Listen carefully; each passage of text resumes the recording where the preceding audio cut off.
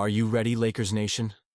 A stunning trade has shaken the very foundation of our beloved franchise, and it's time to dive into the impact it could have on our future.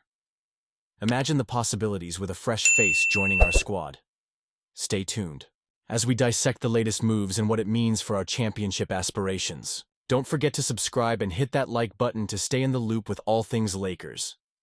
Anthony Davis has recently opened up about the early days of his partnership with LeBron James, a duo that redefined the Los Angeles Lakers and brought a championship to LA in 2020.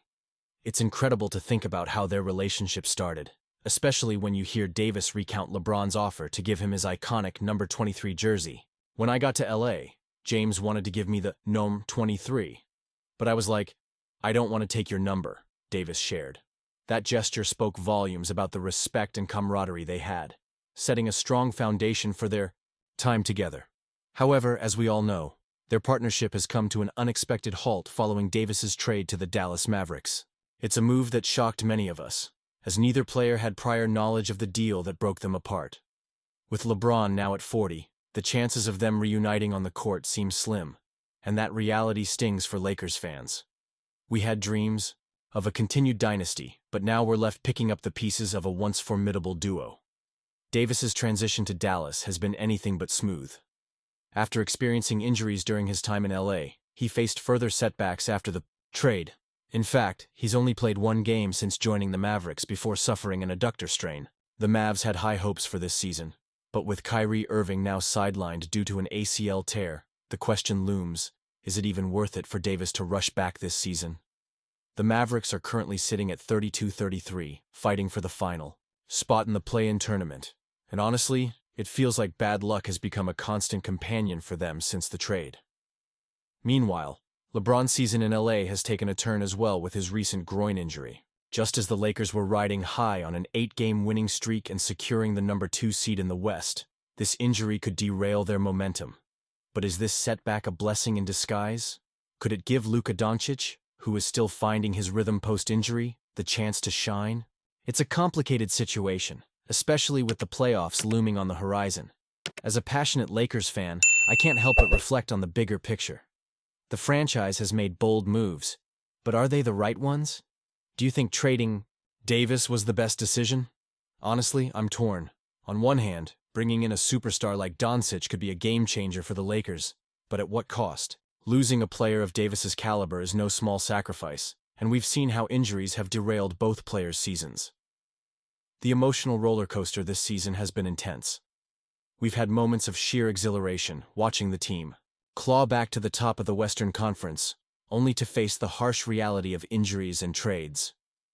It's tough to see LeBron's legacy potentially fading as he nears the end of his career, and it raises questions about the future of the franchise. Are we building towards something sustainable, or are we just in a cycle of temporary fixes? And what about the fans? We want to believe in the vision of the Lakers' front office, but it's hard to ignore the uncertainty. Will Doncic be the answer we've longed for, or will we find ourselves in a similar situation again? I want to hear your thoughts on this. How do you feel about the direction the team is headed? Are you excited about the potential of Doncic, or do you wish we had held on to Davis? Breaking news, Lakers fans. The New Orleans Pelicans have signed former Lakers and Clippers player Mo Bamba to a 10-day contract. As we know, Bamba was a top 10 pick in 2018, and his journey has seen him go from the Orlando Magic to the Lakers, and now to the Pelicans. Now let's think about this for a moment. Bamba spent some time with us in Los Angeles, and while he showed flashes of potential, his stint with the Clippers this season has been underwhelming, averaging just 4.6 points and 4.3 rebounds in a limited role. The Pelicans are currently struggling, riding a 4-game losing streak and sitting at 17-48 on the season. With star forward Zion Williamson still trying to lead the charge, you have to wonder if they're looking for a spark or just trying to fill the gaps created by injuries in their lineup, and honestly I'm torn on this move. On one hand, Bamba has undeniable size and potential. Standing at 7 feet tall, he can be a useful asset in the paint if the Pelicans can tap into that talent. His best year came during the 2021-22 season with the Magic, where he averaged 10.6 points, 8.1 rebounds, and 1.7 blocks per game while shooting 48% from the field and 38% from three. That's the kind of production any team would love to have, especially when you consider the Pelicans' thin frontcourt depth outside of rookie Yves Missi. But on the other hand, does this really change the narrative for the Pelicans moving forward? They've been struggling all season, and adding a player who hasn't been able to find his footing might not be the game changer they need. This move is a gamble, and it raises questions about their overall strategy. Are they looking for a quick fix, or are they trying to build something sustainable? For us Lakers fans, it's hard not to look at this through the lens of what we could have had. Bamba was part of our roster and had the potential to be a difference maker. We've seen glimpses of what he can do, but we also know the inconsistency that has plagued him throughout his career. The decision to let him go could be justified, given our focus on developing players who fit better with our current roster and system. But seeing him land with a division rival is tough. As they say, the NBA is a business, and the Pelicans are clearly trying to do what they can to stay competitive, even if it's a long shot this season. The question for us as fans is, how does this affect our Lakers? With the Pelicans potentially adding depth, we need to ensure that our own roster is ready to face any challenge. The Western Conference is a battleground, and every move counts.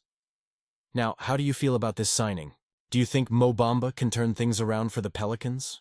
Or is this just another swing and a miss for a team that's struggling to find its identity? And you, what do you think? I want to hear your opinions down below. As we look ahead, it's essential for us to stay engaged with every development, every trade, and every signing. Be sure to like, share, and subscribe to the channel to stay updated on all things Los Angeles Lakers. Don't forget to activate the notification bell to get all the latest updates. Let's keep the conversation going and see where this season takes us.